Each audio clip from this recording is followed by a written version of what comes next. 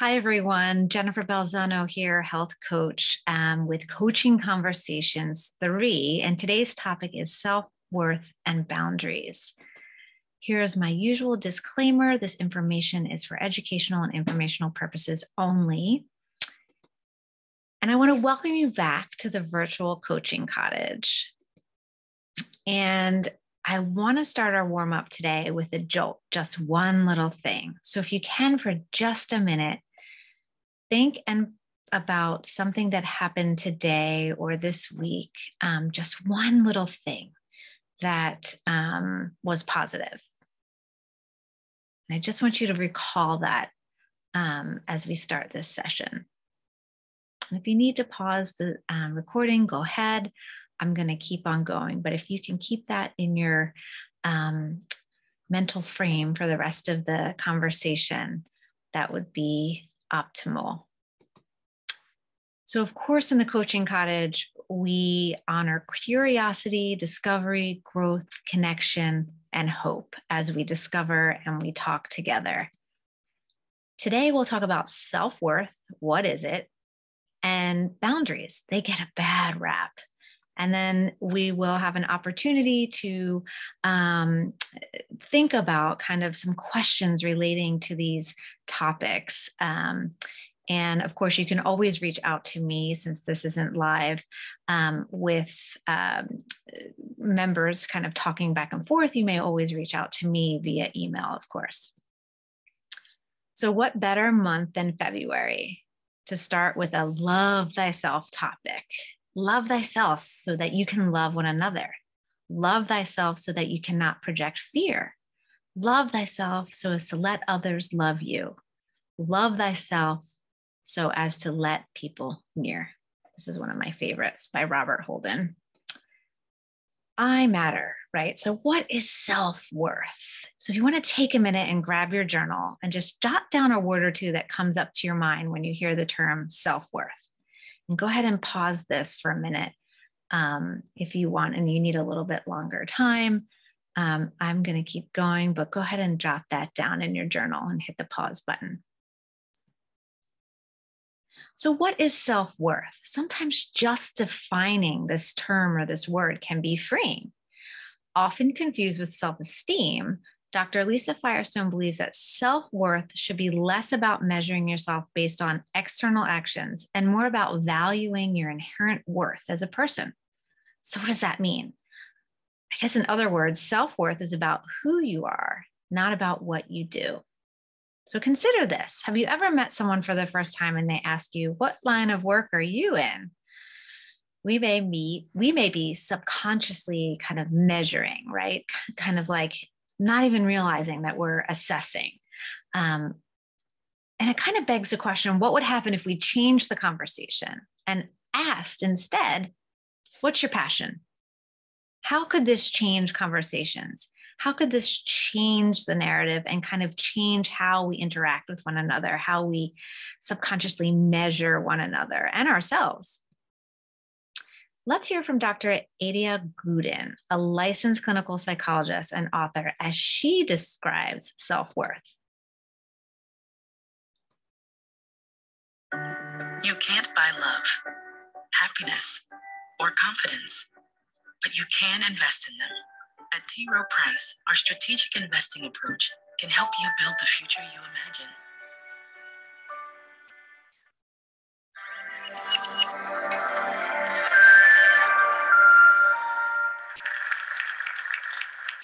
I have struggled with feelings of unworthiness for as long as I can remember. From the outside, my life looked pretty perfect when I was growing up.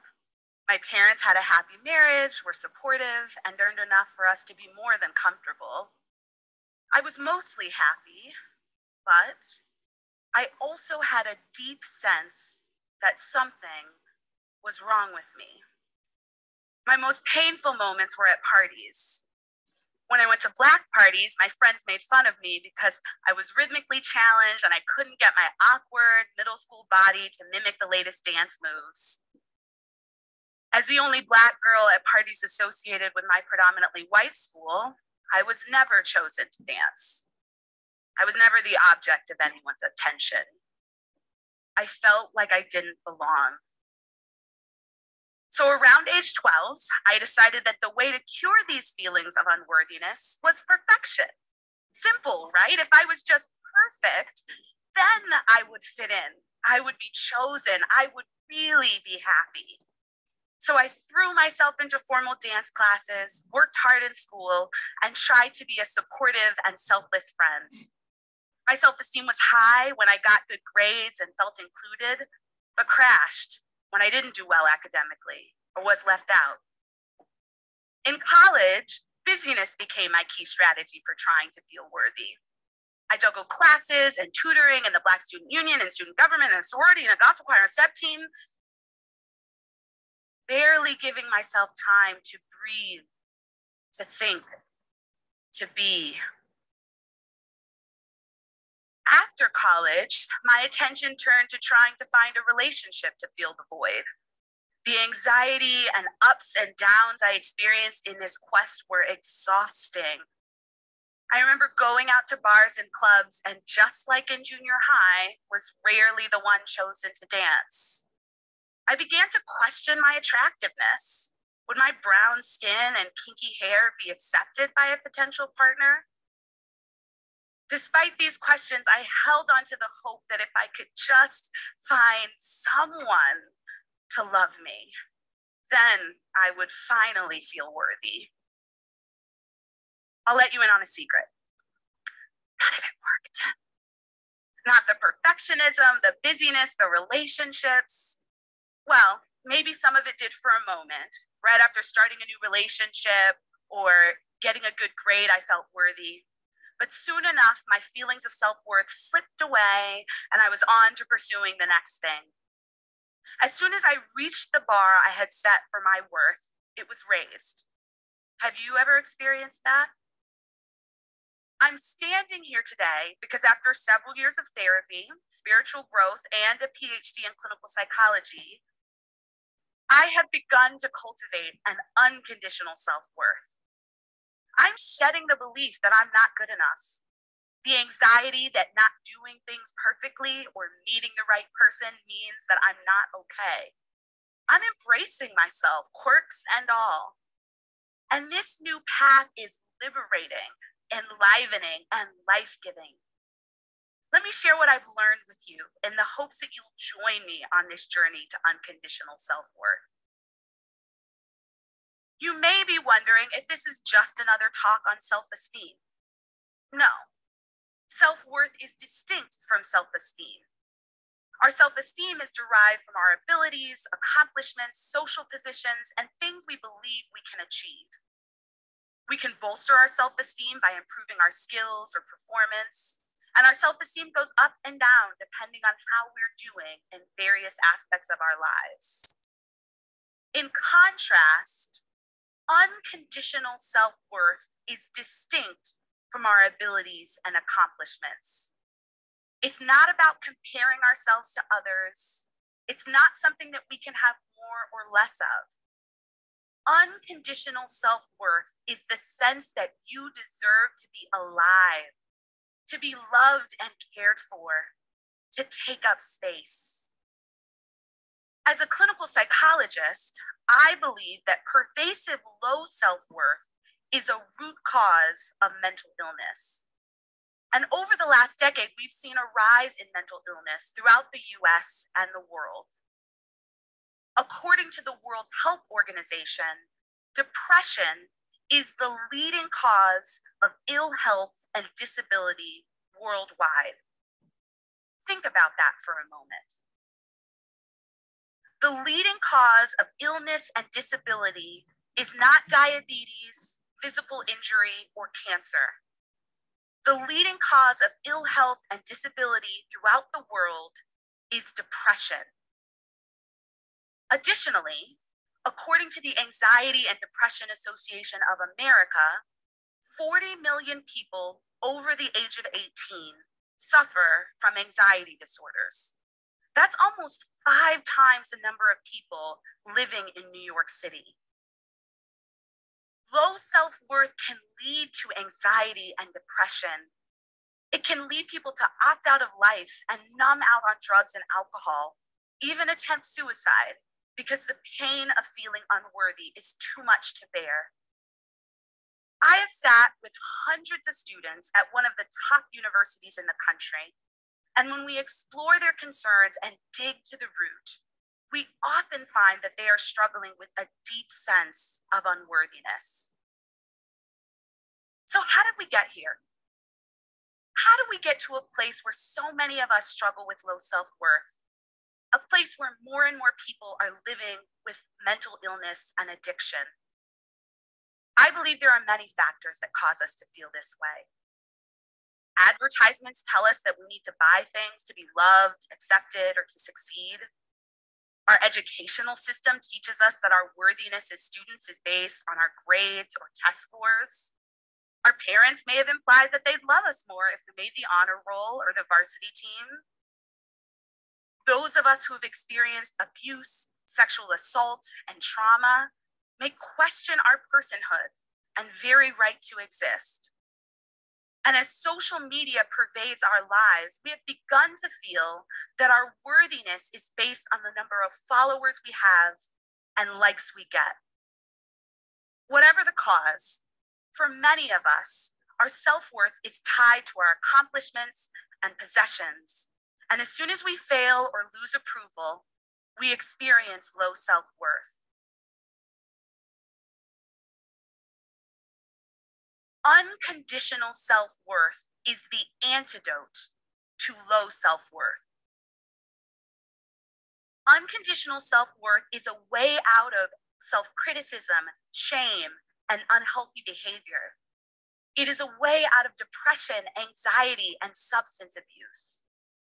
It is time for us to base our worth on the fact that we are human, to cultivate a worth that persists even when life does not go as we hoped. So what keeps us from cultivating unconditional self-worth? Some people may fear that if they get too satisfied with themselves, they won't be motivated to grow and change. Others may feel that accepting themselves as worthy would be arrogant. And some may simply believe that feeling worthy is impossible. I often wonder what the world would look like if we all cultivated unconditional self-worth.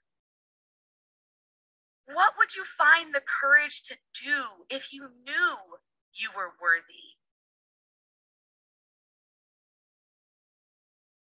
What would you dare to dream if your self-worth wasn't at stake? What would you stop doing if you knew you were already worthy? I believe people would resolve conflicts without violence, that more people would dare to do amazing things. I believe that if our self-worth wasn't on the line, the world would look a lot better and more peaceful for all of us. Now that's a reimagining worthy of our consideration. So how do we make this vision real? Cultivating unconditional self-worth is an ongoing practice. Here are 4 ways you can begin to feel more worthy, starting right here, right now. First, forgive yourself. Many of us struggle to feel worthy because we are angry with ourselves about past mistakes. Forgiveness involves acknowledging and accepting what has happened. Acceptance releases us from blaming ourselves and others and allows us to move forward. To forgive yourself, reflect on the circumstances that led to past mistakes, acknowledge the pain you experienced, and identify what you learned from the situation. Then say to yourself, I forgive you, in an honest and kind way.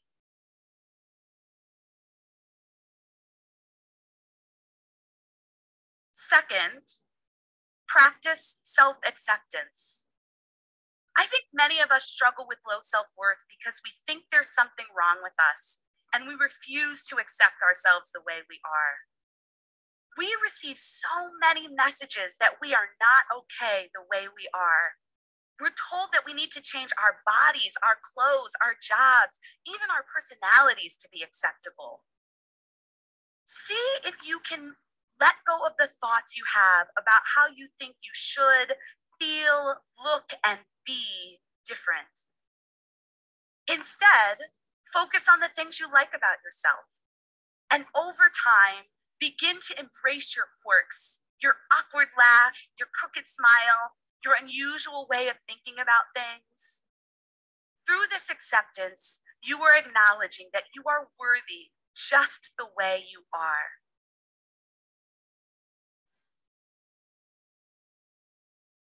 Step 3, be there for yourself when life gets rough. I think many of us abandon ourselves during times of challenge. We engage in harsh self-criticism, which only leaves us feeling worse. And what we need most when we're going through a difficult time is for someone to say, I see you. I see how badly you're hurting. I'm here. And we can do this for ourselves. The next time you experience emotional pain, acknowledge how you are feeling and offer yourself some comfort. Place your hand on your chest or give yourself a hug and say something kind and soothing to yourself. Finally, connect to supportive people. Low self-worth can leave us feeling isolated and alone. And when we think there's something wrong with us, we tend to pull away from our relationships. And this isolation only exacerbates our feelings of unworthiness. Knowing that we are not alone in our struggles and pain reminds us that challenges do not make us unworthy. Connecting to supportive people helps us to get in touch with our humanity and our sense of worth.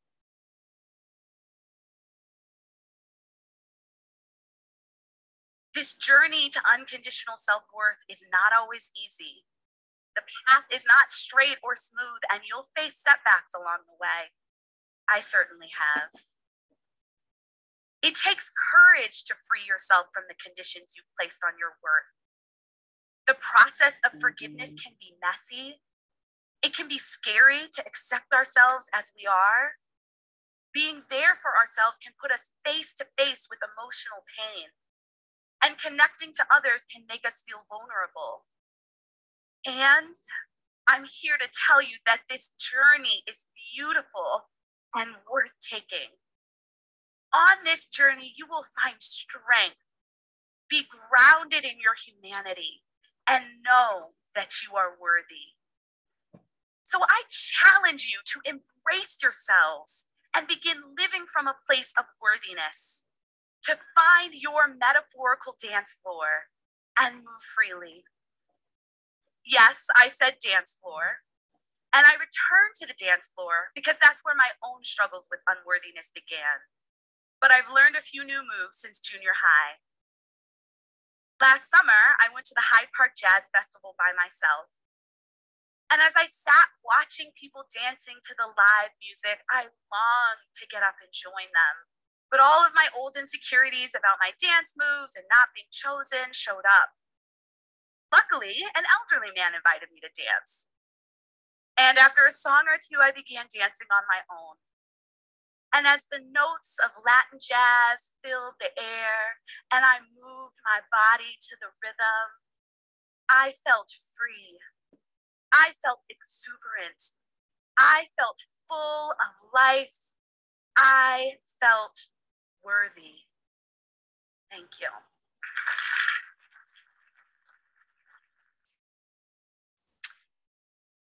So let's take out our journals and do a self-worth check-in by looking at in our proverbial mirror, metaphorical mirror, and start writing down 3 specific things that describe your personal self-worth, your being, not your doing, but your being.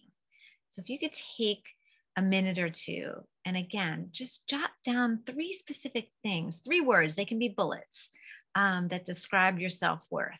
And again, your being, not your doing. Go ahead and do that now and pause the video if you need to.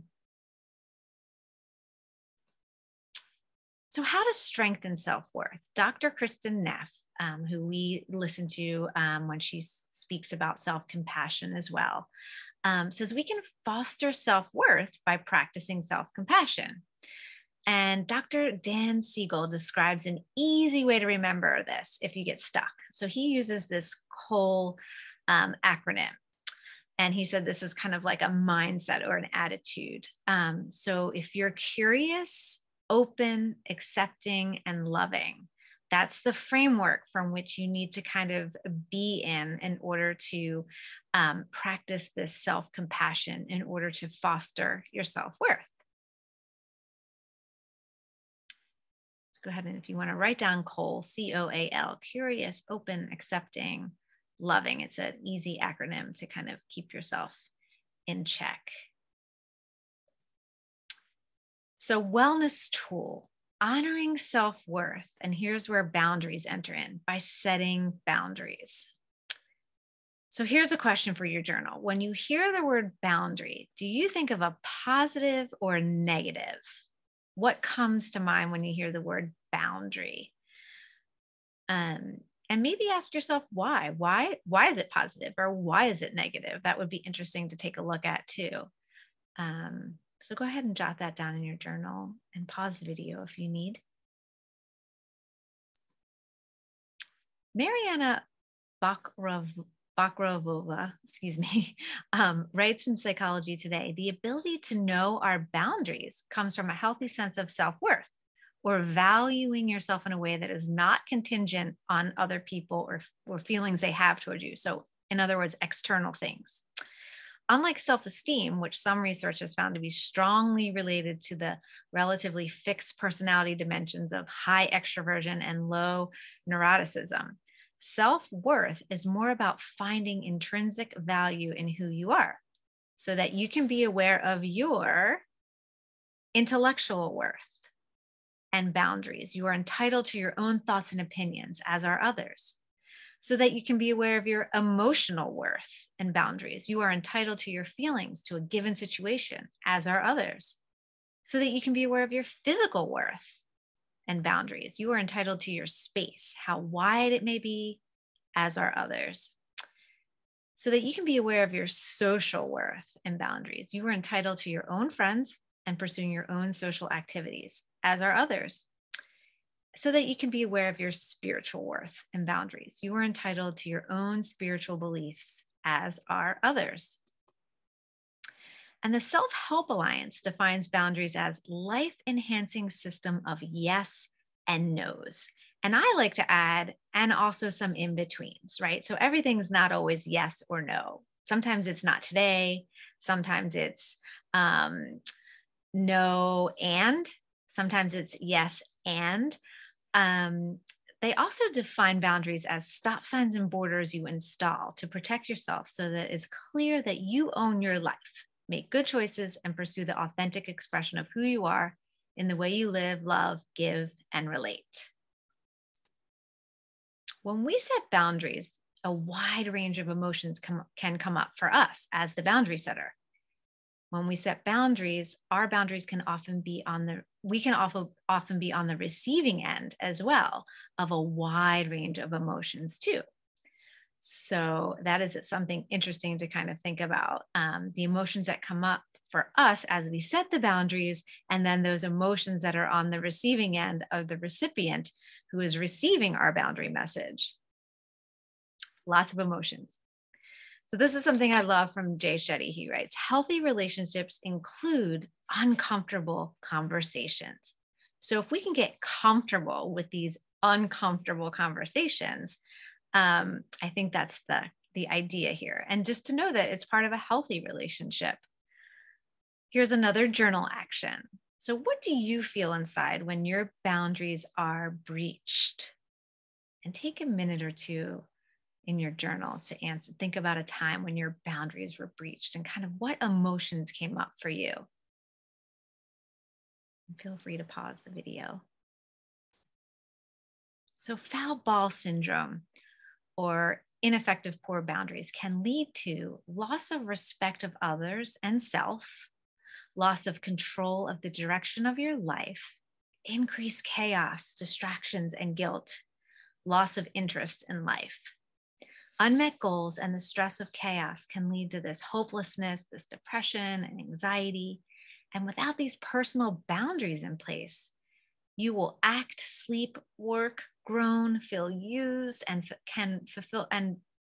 feel used and unable to fulfill basic responsibilities rather than make choices to live and love fully, to work hard and nobly, and to fulfill your purpose and contribute passionately to your world.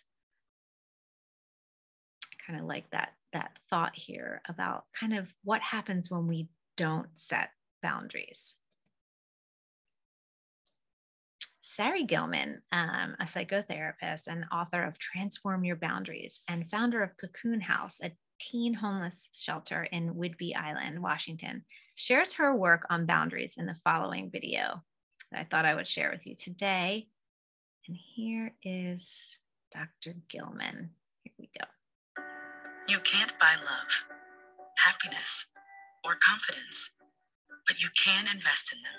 At T. Rowe Price, our strategic investing approach can help you build the future you imagine.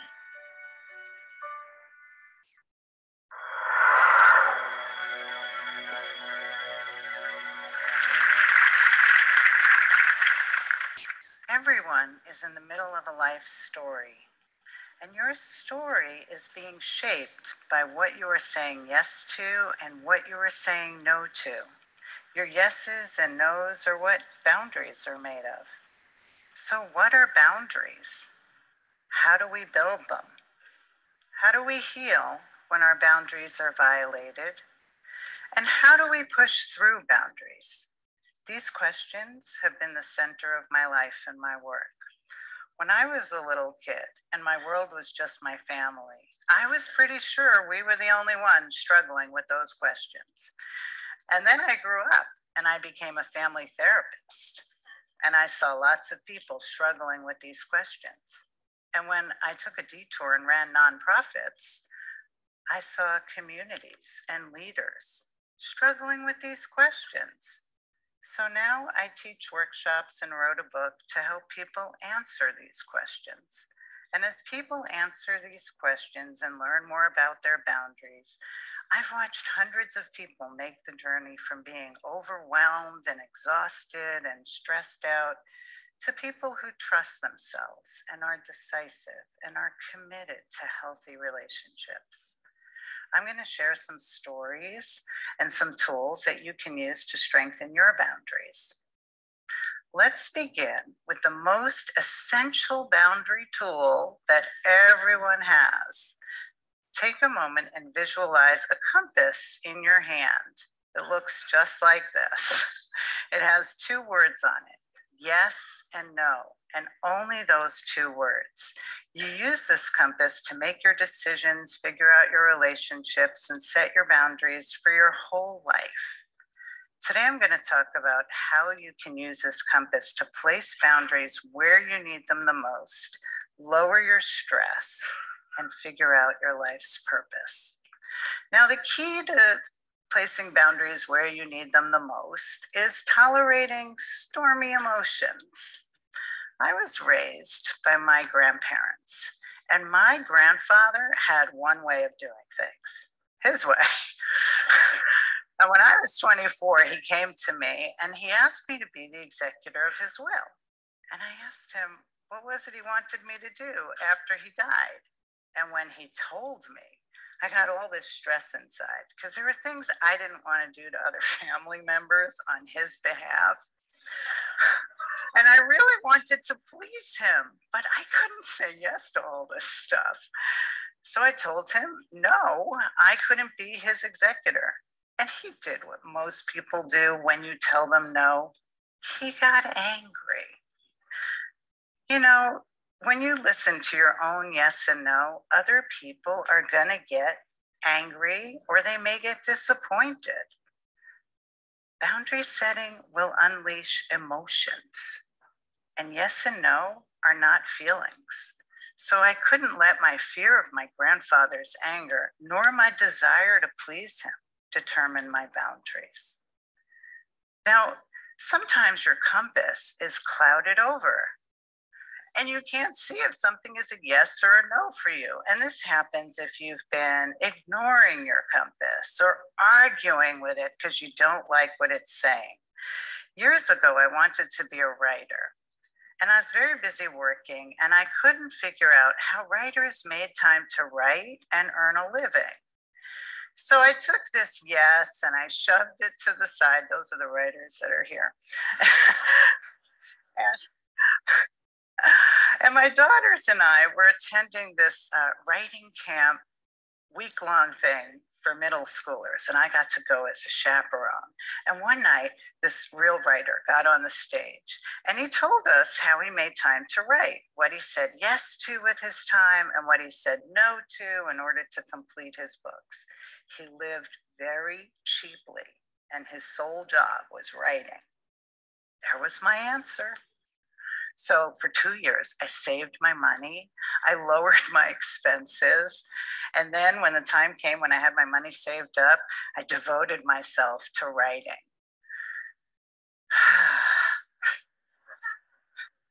How's that work? And in like just a few short months, my yes became a no. Writing is a solo sport. You sit alone all day. There I was talking to my dog. Oh, this is not the move for me. I'm a people person. So I listened to my no. I went back to working with people, and I saved some of my time for writing. That was a much better fit. Now, if you pay attention to this compass, it just gives you the basic guidance, the yes and the no. It doesn't give you any details. You have to figure out the details. But the thing is, you can trust this compass because it's only trying to do one thing, and that's take care of you. And if you allow your compass and your boundaries to take care of you, it'll mitigate stress. And stress is a very serious issue. According to the American Psychological Association, 50 to 58% of us, I'm not going to say who, are suffering from high stress. That's kind of a shocking number. And employers who are listening may want to pay attention to this and think about how important is decision-making on the job, because this compass is highly sensitive to stress, and stress clouds over your compass. I teach people boundary skills so that they can reduce and prevent their stress from accumulating. The challenging thing, though, is that setting boundaries is just a little stressful.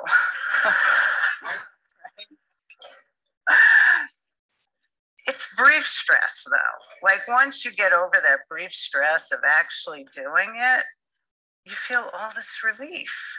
And I call that brief stress sweating. You're going to do a little sweating when you set your boundaries. I sweat and I teach this stuff. So let's go back to this compass in your hand. It is only trying to take care of you. And ask yourself this question. Are there ways that you could improve your self-care? And when I say self-care, many of you may think first about what you eat and how much you exercise. And those are really important, but even people who do those really well are going to have high stress if they aren't managing their boundaries. Self-care is a much bigger landscape than eating and exercise. Self-care is how you treat yourself. It's how you find enjoyment, play, happiness, balance, rest, and companionship. I'm the first to admit, though, that self-care can be really hard, and it took me a long time to learn how to do it. In the past, and I like saying past, I was a workaholic caretaker. And back then, I was running an agency that was serving teens who were homeless. It was an agency that I started and I was deeply committed to. And over the years, as the organization grew, it needed more and more from me. So what if I was up night after night trying to make that budget work and I couldn't a lot of the time? So what if I was on call 7 days a week, 24 hours a day, year after year after year? So what if I was getting sick from watching so much child abuse? So what if I actually had post-traumatic stress from it? I ignored my own care until one day I was sitting in this dark movie theater and I was crying.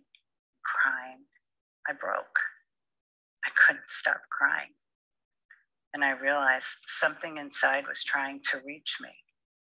And as I listened to my tears, I understood that I couldn't keep running this organization that I started and that I loved. My compass was saying no for my well-being. That was really hard to take. My well-being up against all these kids who needed help. So I dug deep with my compass about my purpose. And I understood that maybe it had been my purpose to start the organization, but 10 years later, the community loved and could care for this organization. And so I spent a year with my board of directors and we transitioned leadership to new leaders for the organization. And I want to tell you, it's still standing 24 years now, taking care of kids every day. Well, that's to you guys. So I'm just going to pause it there, but you're welcome to listen more, but in the interest of time, I'm going to keep on going. And so this kind of jives with what Sari was saying. If someone communicates their boundaries, that is them pushing to keep you in their life, not pushing you away, which I think is a really interesting perspective to keep in your back pocket as you think about changing the narrative around yourself, your self-worth and your boundaries, and thinking about that compass that we have. So here's a journal action. How easy is it for you to set healthy boundaries on a scale of 1 to 5, 5 being easy? It's time to kind of rate yourself, right? Give a little check-in. And then the next question would be, what do you do right when you're setting boundaries? Think about a time when you did set a boundary and you did it right. And just kind of note those two things in your journal. And go ahead and take a pause on this video if you need. And then the next action in your journal is this grid about our boundaries. Are they rigid? Are they porous? Are they healthy, right? So too rigid of a boundary might not be the right fit for you. Too porous might not be the right fit, but a healthy boundary. What does healthy even mean to you, right? So when you're thinking about your physical boundaries, your mental, your emotional, and your material and your time boundaries, go ahead and give yourself a checkbox. So if you could just kind of draw this in your journal quickly, just on the left side, put physical, mental, emotional, material, and time. And then across the top, rigid, porous, healthy, others. This is a really good way to kind of start thinking and noticing how you set your boundaries. And of course, they vary from situation to situation. So we're really speaking kind of generally here, but it is a good exercise to kind of think about yourself and how you set boundaries. So again, physical, mental, emotional, material, and time. And then across the top, are you rigid? Are you porous? Are you healthy? And then other, if you have any other thoughts, go ahead and pause this video if you need. So what are the advantages of setting healthy boundaries? Good mental health, good emotional health, developed autonomy, developed identity, avoidance of burnout. And we influence others' behaviors when we do this. And this is from the Positive Psychology textbook. And the Self-Help Alliance lists these other benefits of boundary setting. a little bit further on defining your identity. You become clear and confident with yourself, and others know what to expect from you. You can protect yourself from violators. Boundaries let in what is good and keep out what is bad, so you remain safe and able to express your true self. Boundaries bring order. Without them, you are unable to regulate demands, ideas, dreams, responsibilities, opportunities, pleasure, and activities. Life can become chaotic. Promote you. Leaders and employers with good boundaries know that if you have good boundaries, you can be trusted to state clearly what you can and cannot do, that welcomes input, and that you work passionately without burnout. Well, that could be debatable, the burnout piece. Other benefits of boundary setting: you can protect yourself from the control of others. Having clear boundaries makes it difficult for others to control you and makes it easier for you to say no when you need to. Preserves your purpose and your mission. Once these are identified, boundaries save you for the relationships and opportunities that best fit who you are. Healthy boundaries protect your finest personal assets, which include knowledge, body, skills, abilities, purpose, and mission. And healthy boundary setting satisfies your need for self-confirmation by defining you and your personality. Brainstorming here. So reminders and ideas on how to create healthy boundaries. Clear, simple communication. Boundaries often require reinforcement and advocating for yourself so that your needs are met. Be consistent, but recognize that boundaries can change, requiring constant communication. And I think the pandemic has definitely shown us how boundaries change. Mantras work when setting boundaries. So if you're feeling uncomfortable, or emotions are going to bubble up once you set this boundary, say if it's with a family member that you have a history of, a history and an experience with setting boundaries and them not being well received, create a little mantra for yourself before you're going to go in and set that boundary. And here's the last one. It's okay to move on if you communicated clearly. And moving on can mean different things to different people. But generally speaking, it's okay to move on from the issue, move on from the boundary that you've communicated. And if you need to refer back in a nice way, you can do that. But best for your mental health sometimes just to move forward and move on. So let's take a moment and imagine what it would be like when you begin to establish, or as you begin, or as you do, establish healthy boundaries with a person or a situation. Now, remember, if your boundaries are too rigid, that might mean opening up your boundaries a little bit. If they're porous, it might mean setting limits and saying no. And I also like to say, not today. And as another option for yes, no, not today, not right now. And here are some questions. What are some specific actions you can take to improve your boundary setting? And this is for your journal. How do you think the other person will respond to these changes or these boundaries? How do you think your life will be different once you've established a healthy boundary with this person or situation? So all questions to kind of start the process of thinking, and also using the name it to tame it kind of mentality too. So if you can work through this boundary setting ahead of time with yourself, and you start naming these things like, oh, I know so-and-so is probably going to get angry. And I expect that. Sometimes when you name it, even though you know it's coming, it helps tame it a little bit. Or I have no idea how they're going to respond is another thing to just say out loud, and to just practice naming these emotions and these unexpected, kind of things that may happen or results as a result of you communicating a boundary.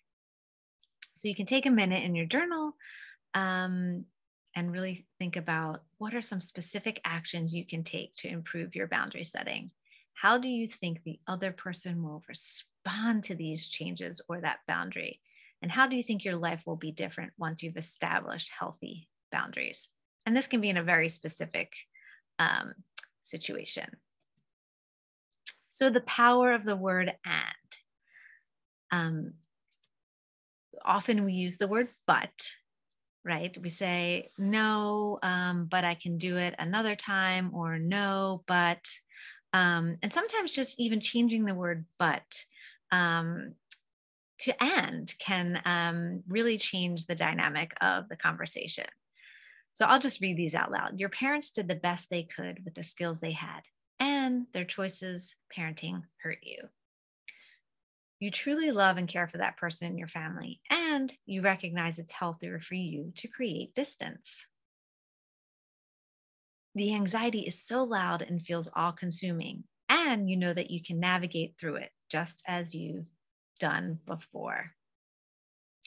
You are afraid to fail when you try something new, and you believe in yourself and know it's part of the process. So this also allows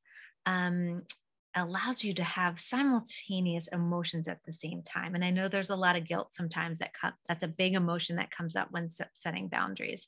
I hear that a lot in my practice.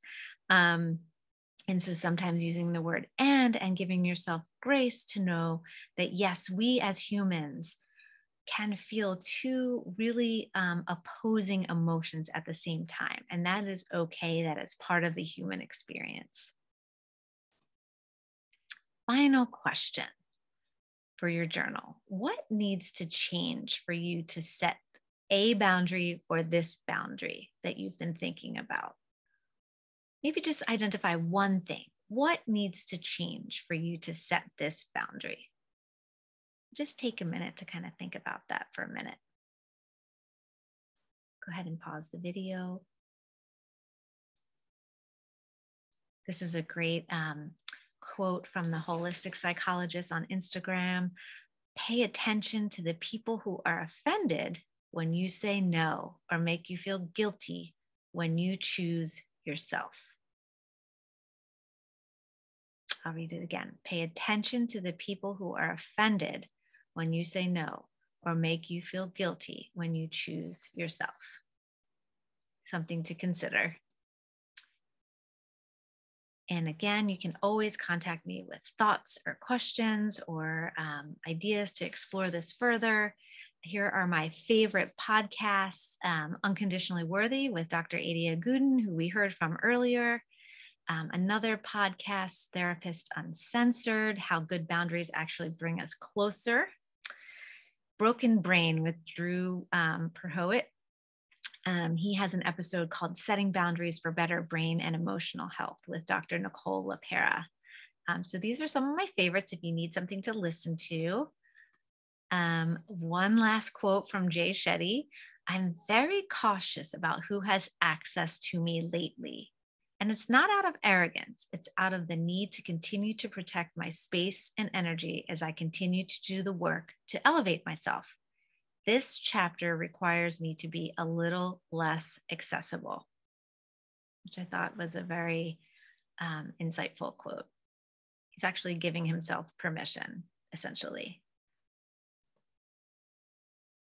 So I want to thank you all for listening and welcome any questions at any time. And I look forward to seeing you at our next coach conversation. Thanks so much.